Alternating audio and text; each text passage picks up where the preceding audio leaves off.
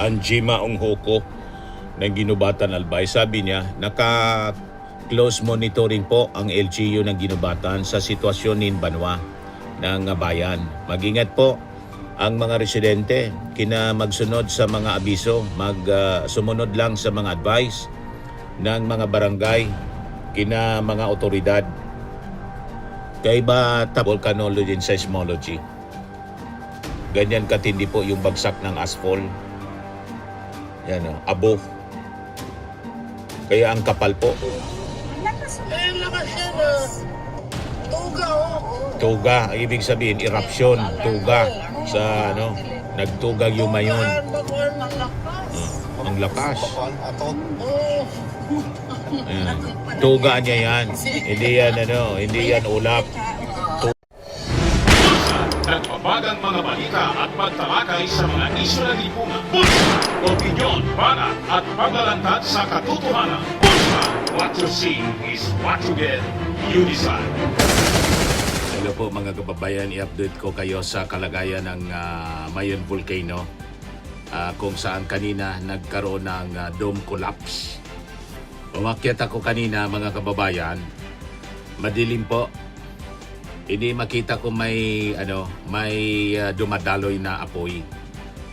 Hanggang ngayon, covered pa ng ulap at saka usok yung Mayon Volcano. And this time, ito yung senaryo sa 3rd District of Albay. Kuha ito ng isang taga-Ginubatan, si Otelo Padre, mga kababayan. Yan ang usok ng Mayon Volcano, yung asphalt.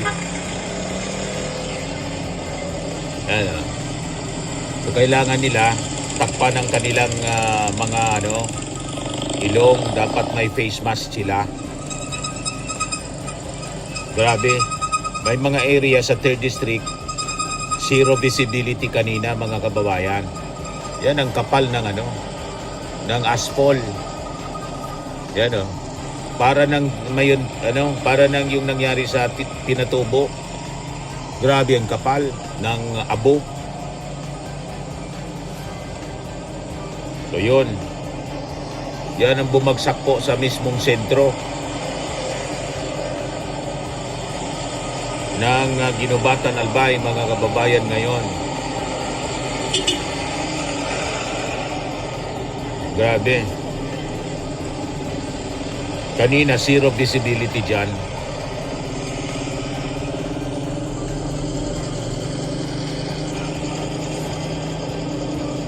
Yan po yung situation. Nakuha na ng video ng isang residente po, si Otelo Padre, shared by former Congressman Joey Sarte Salceda.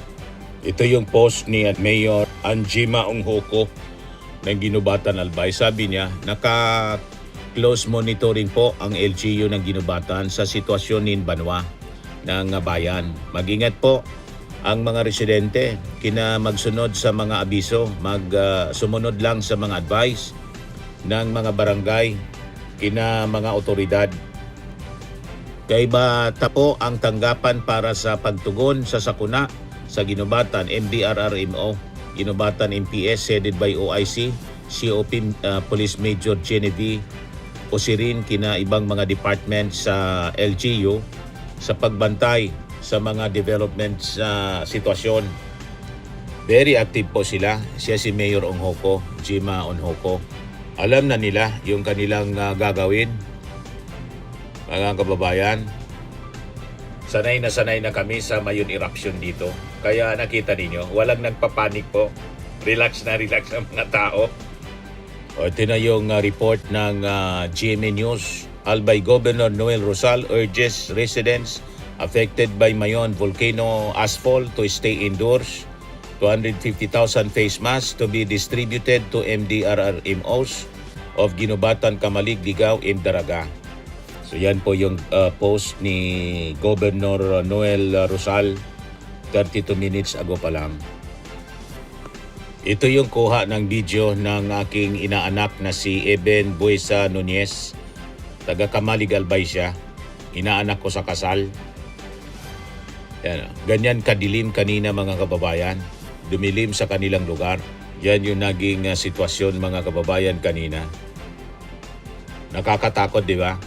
Hapon pa siya, pero ganyan nakadilim. Dahil sa asphalt, blanketed the area, the municipality, mga kababayan of Kamalig.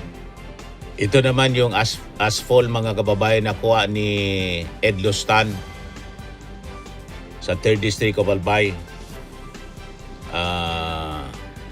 Ginubatan Albay, Travessia. Heavy asphalt began in Travessia, Ginubatan Albay kanina. A pyroclastic density current, locally known as Uson, was observed at Mayon Volcano according to the Philippine Institute of Volcanology and Seismology. Ganyan katindi po yung bagsak ng asphalt. Yan o, abo. Kaya ang kapal po. Zero visibility sa Ginubatan kanina. Yan yun, mga dahon ng punong-puno na ng abo, dahon ng mga halaman. Yan ang kuha ng mga residente po from Giancarlo Luma, Quiñones. Yan ang kuha po ng asphalt, mga kababayan. Talagang matindi. Di ba? Ito yung kuha ng isang residente din sa 3rd District, si Mark Operionaje. Yan, dilim, mga kababayan. Dahil sa pagbagsak ng hapon pa yan, pero tingnan ninyo, parang gabi na. Dahil po sa tindi ng bagsak ng abo. Ito yung kuha ni Serge Ditalan Domasian. Location nito parang Kamalig Albay, mga kababayan.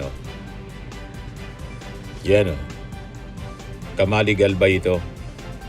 Matindi, mga kababayan, yung bagsak ng abo. Kaya tigilan yung mga nagsipagtigilan yung mga sasakyan, mga kababayan. Ang area ito sa Kamalig Albay. Ayan. Yung kuha kaninang hapon. Courtesy, mga kababayan, ni Serge Didablan Domasian. Kuha niya ito sa kanyang cellphone, mga kababayan. Tugaan na. Ayan. Lakas yan Tuga, ang ibig sabihin, eruption, tuga. Sa nagtugang yung mayon. Ang lakas. Ayan. Tuga niya yan. Hindi yan ulap. Tuga. Mayon eruption, ibig sabihin sa Tagalog, mga kababayan. Sumabog. Dome collapse ang description, mga kababayan. Pero wala pang official na report yung PHIVOLCS. Yan pa, mga kababayan. Talagang matindi. Kamalig Albay ito, mga kababayan. Ito pa, kuha kaninang hapon. Doon sa may parte tong Kitwinan. Yang lugar na yan.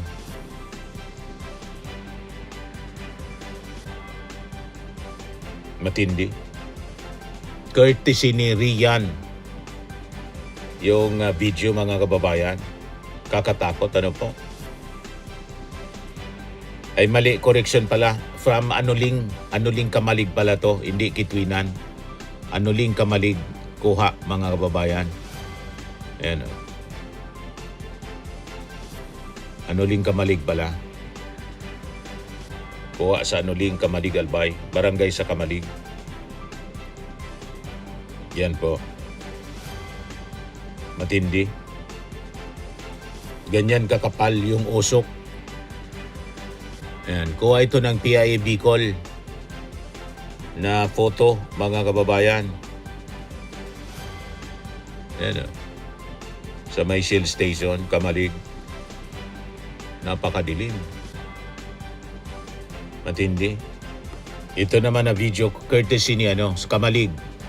Courtesy ni Joy Vivar Alamares. Ayan, tingnan niyo mga tao. Kumukuha po ng video. Relax lang po sila. Diba?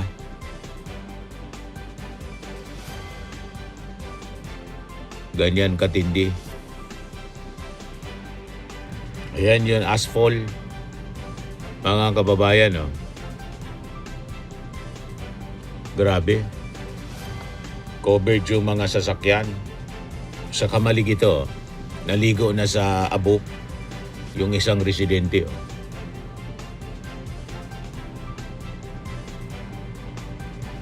Yan ang sitwasyon ngayon sa Ginubatan. Ginubatan ito po. Nagdi-distribute ng face mask sa mga pasahero sa jeep.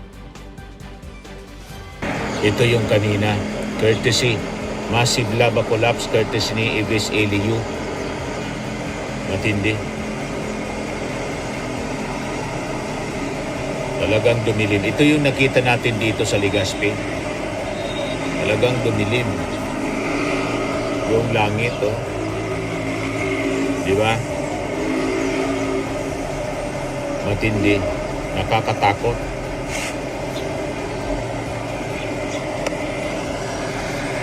Kanina siyang 6:01 in the evening. Yan, dumilim talaga po.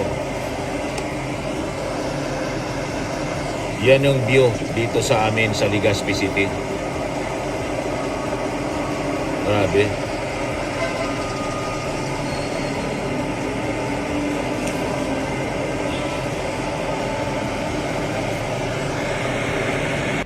So yan yung pagbagsak ng abo. Yan, oh.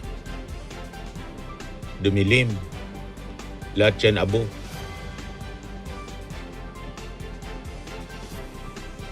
So yan, ganyan katindi mga kababayan yung pagbuga ng Mayon Volcano. So yung ating mga kababayan sa ibang bansa, mga Bicolano, mga taga rito sa amin sa Legazpi, mga taga-Albay, alam naman ninyo na okay lang kami rito. At siguro, because of the, technology, cellphone, ang bilis lang ng pagkalat ng balita. Safe naman po ang mga taga-Albay.